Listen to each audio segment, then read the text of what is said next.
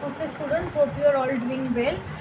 So today in this video I am going to discuss about the income method, which is yet another method for calculating national income. Now in the previous video I have already talked about the value added method in details. In this video we will look into the income method. Right, now to understand income method we have to understand like from where the income is coming, why it is coming. We know that goods and services are produced by whom? Are produced by factors of production, various factors of production. And what are those factors of production? The factors of productions are land, labor, capital, and entrepreneur, right? Okay, now as these factors of productions are rendering their services, they need to get paid, right? And they can be paid for, they can be paid in the form of wage, interest, profit, anything, right? So for rendering the services, for rendering the services, the factor gets their share in the form of, as a whole we can say what, factor income. Okay, factor income, these words actually include the whole all of the concept, that is the rent, then wage, then interest, then profit, whatever factor incomes comes. Okay, actually now what we do, now how we calculate national income, I'm writing national income as NI now, but you don't write it as NI because I do not have much space. I'm writing as NI. So now NI is what? NI is calculated, it is the sum total, it is the sum total of what? Sum total of income that is being generated, that is generated how? That is being generated by producing what? All the goods and services, or we can say national product. Okay, so goods and services are produced by whom? By the factors of production. We know what are the factors of production: land, labor, capital, entrepreneur.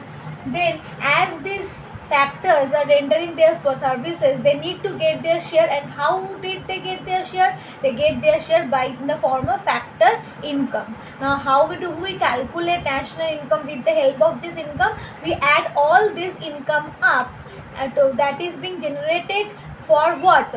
We do not get the income out of kindness or love, right?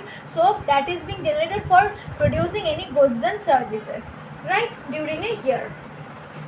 Now this is just the concept. Now let's look into the step for calculating national income. Okay, so this will make your concept more clear. So let's look into the first step. First, what we do, first step, what we do in the first step, we identify of the production units, identify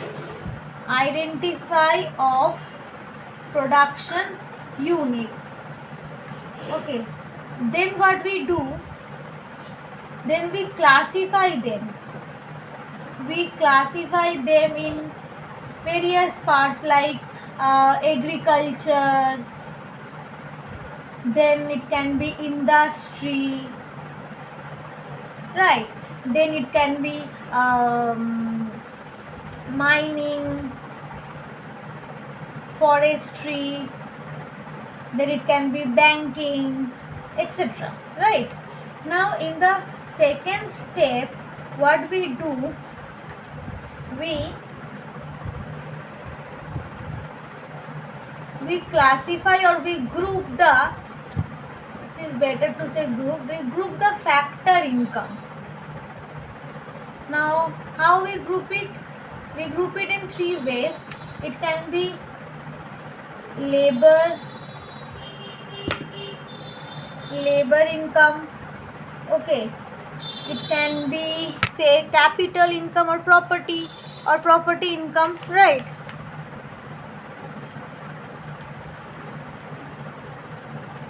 It can be capital income, or it can be property income, and last it can be mixed income. Now, labor income is the income that is being paid by the labor for the work done, right? It can be in the form of wage, salary, in cash, okay. And then capital income is actually the property income. It is actually the income earned from the ownership, or you can say from the control, for the control of the capital, okay. For the owners, income that is being earned from the ownership and the control of an capital. And mixed income is the both, is the mixed income is the it's constitute of both, that is the its components are the labor income and the capital income, okay. So both of them, right? Now this is the first two steps. Now what we do in the third step, what we do, we add all this income up to estimate the whole income. We add all this income that we have received, we add all the incomes up, okay. Now this is the third step, we add all the incomes up. So the first step is identification of the production unit, and then what we do, we classify them into different sectors like agriculture, industry, mining, forestry, banking. Then we group the factor income, the income that they are earning by working in these units. We actually classify the factor income. How we classify? It can be labor income, it can be capital income, or it can be mixed income. In the third step, what we do, we add all this income up, okay. In the fourth step, what we do, the final step, we actually estimate the, in the fourth step, we actually estimate the net national income, and these we do by whatever we have got here, like the national income, whatever we have got here by adding the national income, okay. Sum of all the incomes that we have received, sum of all the incomes. Then what we do, we actually here is the word net, right? So we add the net factor income from abroad. What is net factor from abroad? I have already discussed in some video. So I hope you know that it is nothing but the difference between the income earned by the residents who lives in our country minus the income earned by the resident who lives in the other country, but he or she is an Indian citizen, right? So these are the steps that we need to follow while estimating income method, right? So this is all for this video. Thank you. I hope you understand.